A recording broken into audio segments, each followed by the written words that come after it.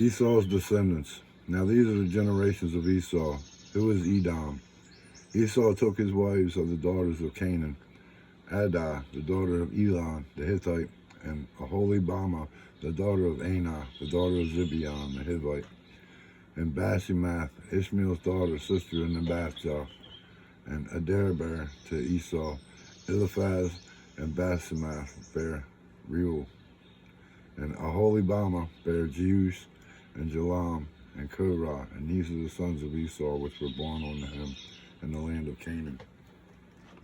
And Esau took his wives and his sons and his daughters and all the persons of his house and his cattle and all his beasts and all his substance which he had got in the land of Canaan, and went into the country from the face of his brother Jacob. For their riches were more than they might dwell together, and the land wherein they were strangers could not bear them because of their cattle. Thus dwelt Esau in Mount Seir. Esau is Edom. And these are the generations of Esau, the father of the Edomites in Mount Seir. These are the names of Esau's sons: Eliphaz, the son of Adah, the wife of Esau; Reuel, the son of Basemath, the wife of Esau; and the sons of Eliphaz were Teman, Omar, Zepho, and Gatam, and Kenaz. And Timnah was concubine to Eliphaz, Esau's son, and she bare Eliphaz Amalek. These were the sons of Adah, Esau's wife. And these are the sons of Reuel, Nahath, and Zerah, Shema, and Mizsah. These are the sons of Basemath, Esau's wife. And these were the sons of Aholibama, the daughter of Anah, the daughter of Zibeon, Esau's wife. And she bare to Esau Jeush, and Jaalam, and Korah. These were dukes of the sons of Esau, the sons of Eliphaz, the firstborn son of Esau: Duke Teman, Duke Omar, Duke Zepho, Duke Kenaz, Duke Korah, Duke Gatam, and Duke Amalek. These are the dukes that came of Eliphaz in the land of Edom. These were the sons of Adah. And these are the sons of Reuel, Esau's son: Duke Nahath, Duke Nizirah, Duke Shema, Duke Mizsah. These are the dukes that came of Reuel in the land of Edom. These are the sons of Basemath, Esau's wife.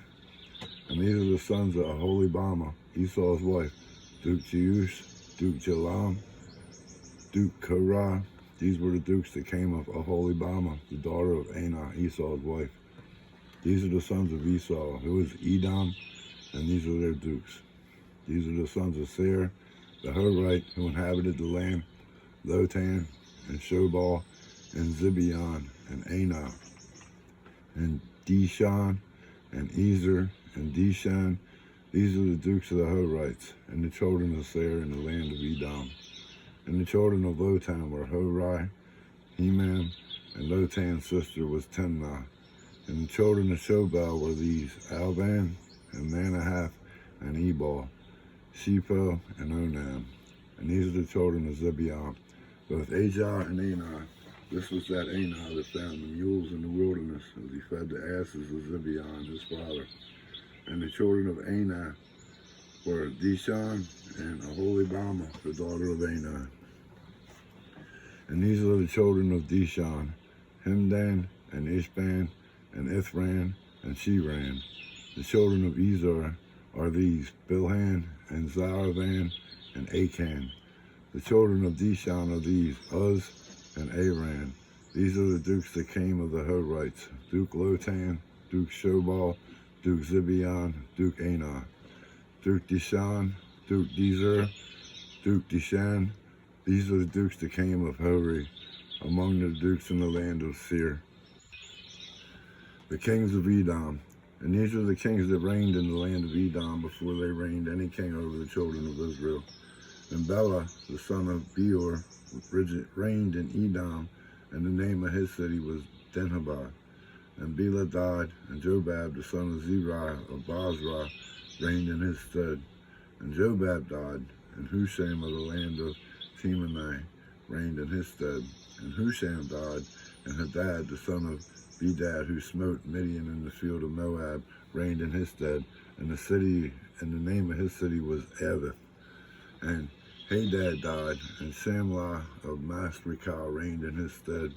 And Samlah died, and Saul of Rehoboth by the river reigned in his stead. And Saul died, and Baalahanan, the son of Achbor, reigned in his stead.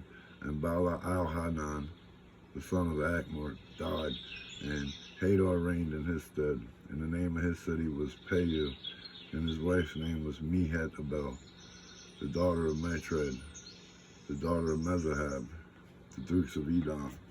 And these are the names of the dukes that came of Esau according to their families after their place by their names: Duke Timnah, Duke Alva, Duke Japheth, Duke Aholibama, Duke Elah, Duke Pinon, Duke Kenaz, Duke Teman, Duke Mibzar, Duke Magdiel, Duke Iram. These be the dukes of Edom according to their habitations in the land of their possession. He is Esau, the father of the Edomites. Joseph's dreams. And Jacob dwelt in the land wherein his father was a stranger, in the land of Canaan. These are the generations of Joseph. Joseph, being 17 years old, was feeding the flock with his brethren. And the lad was with the sons of Bilhah, and with the sons of Zilpah, his father's wives. And Joseph brought on to his father their evil report. Now Israel loved Joseph more than all his children, because he was the son of his old age, and he made him a coat of many colors. And when his brothers saw that their father loved him more than all his brethren, they hated him and could not speak peaceably unto him. The sheaf. And Joseph dreamed a dream, and he told it his brethren, and they hated him yet the more. And he said unto them, Hear, I pray you, this dream which I have dreamed. For behold, we were binding sheaves in the field, and lo, my sheaf arose and also stood upright. And behold, your sheaf stood around about and made obeisance to my sheaf.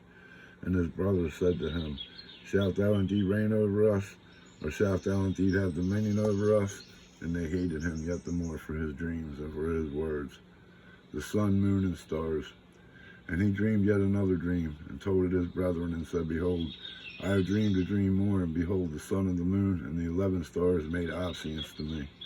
And he told it to his father and to his brethren. And his father rebuked him and said unto him, What is this dream that thou hast dreamed? Shall I and thy mother and thy brethren indeed come to bow down ourselves to thee to the earth? And his brethren envied him, but his father observed the saying. Joseph searched for his brothers, and his brethren went to feed their father's flock in Shechem. And Israel said unto Joseph, Do not thy brethren feed the flocks in Shechem? Come, and I will send thee unto them. And he said to him, Here I am. And he said to him, Go, I pray thee, see whether it be well with thy brethren, and well with the flocks, and bring me word again. So he sent him out of the vale of Hebron, and he came to Shechem. And a certain man found him, and behold, he was wandering in the field. And the man asked him, saying, What seekest thou? And he said, I seek my brethren. Tell me, I pray thee, where they feed their flocks. And the man said, They are departed hence. For I heard them say, Let us go to Dothan. And Joseph went after his brethren, and found them in Dothan. The brothers' conspiracy. And when they saw him afar off, even before he came near them, they conspired against him to slay him. And they said one to another, Behold, this dreamer cometh. Come now therefore, and let us slay him, and cast him into some pit, and we will say some evil beast hath devoured him, and we shall see what will become of his dreams. And Reuben heard it, and he delivered him out of their hands, and said, Let us not kill him. And Reuben said unto them, Shed no blood, but cast him into this pit that is in the wilderness, and lay no hand upon him, that he might rid him of their hands to deliver him to his father again. And it come to pass, when Joseph was come on to his brethren, that they stripped Joseph out of his coat of many colors that was on him. And they took him and cast him into a pit, and the pit was empty, there was no water in it. And they sat down to eat bread, and they lifted up their eyes and looked, and behold, a company of Ishmaelites come from Gilead, with their camels bearing spicery and balm and myrrh, going to carry it down to Egypt. And Judah said unto his brethren, What profit is it if we slay our brother and conceal his blood?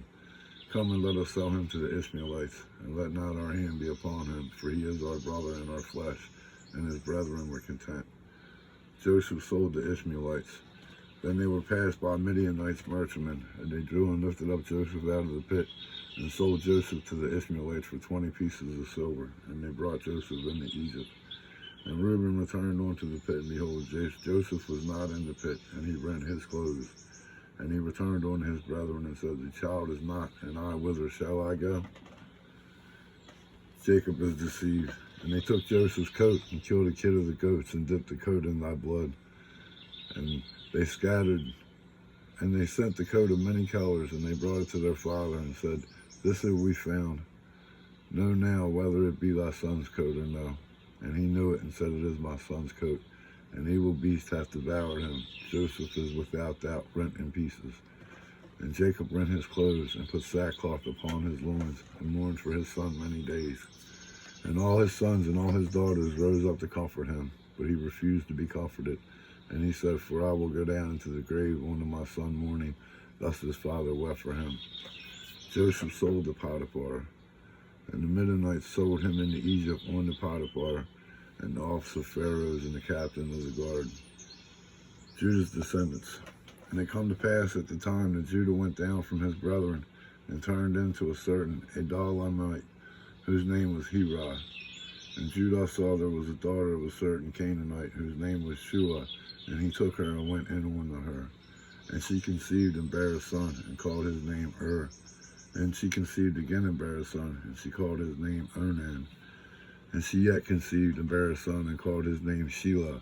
And he was at Chezib when she bare him, Tamar, wife of And Judah took a wife for his firstborn, whose name was Tamar. And Judah's firstborn, was wicked in the sight of the Lord, and the Lord slew him. And Judah said unto Onan, Go unto thy brother's wife, and marry her, and raise up seed to thy brother. And Onan knew that the seed should not be his, and it come to pass when he went in unto his brother's wife, that he spilled it on the ground, lest that he should give seed to his brother. And the thing which he did displeased the Lord, wherefore he slew him also. Then said Judah to Tamar, his daughter-in-law, Remain a widow at thy father's house, till Shelah my son be grown. For he said, Lest peradventure he die also, as his brethren did. And Tamar went and dwelt in her father's house.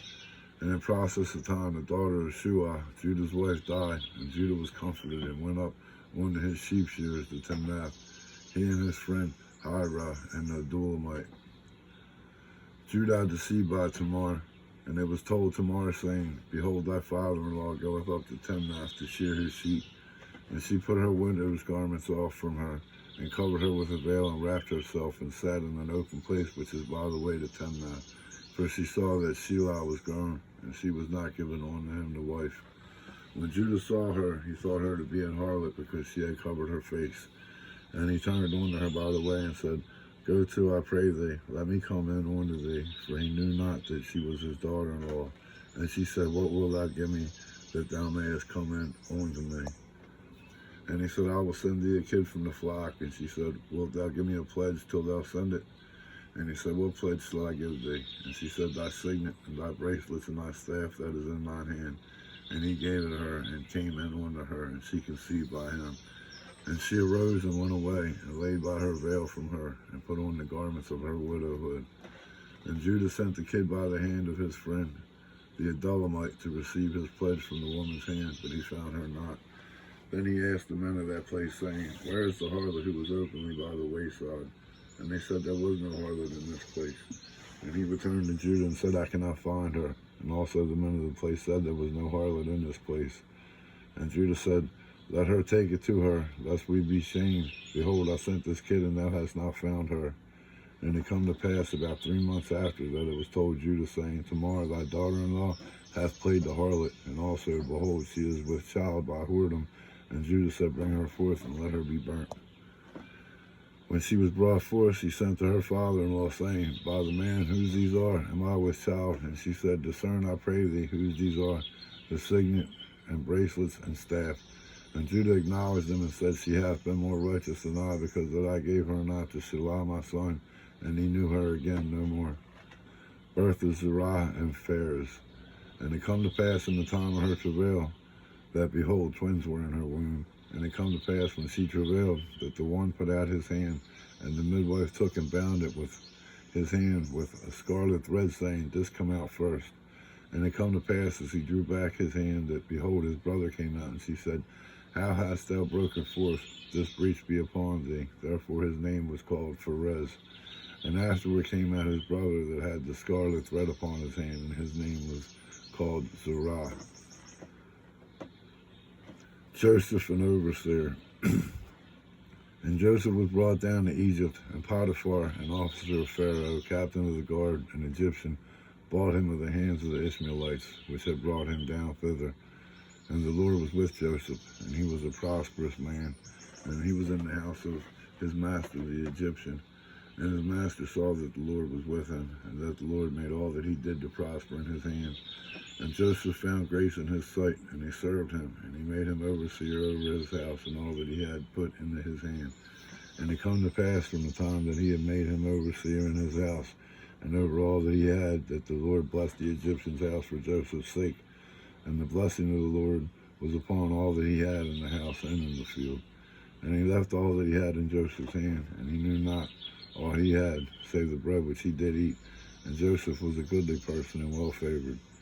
Joseph tempted, and it come to pass after these things that his master's wife cast her eyes upon Joseph, and she said, Lie with me. But he refused and said unto his master's wife, Behold, my master wotteth not what is with me in the house, and he hath committed all that he hath to my hand. There is none greater in this house than I, neither hath he kept back anything from me but thee, because thou art his wife. How then can I do this great wickedness and sin against God? And it come to pass as she spake to Joseph day by day, that he hearkened not unto her, to lie by her, or to be with her. And it come to pass about this time that Joseph went into the house to do his business, and there was none of the men of the house there within. And she caught him by his garment, saying, Lie with me. And he left his garment in her hand, and fled, and got him out. Joseph accused of wrongdoing. And it come to pass, when she saw that he had left his garment in her hand, and she was fled forth, that she called unto the men of her house, and spake unto them, saying, See, he hath brought in an Hebrew on us to mock us.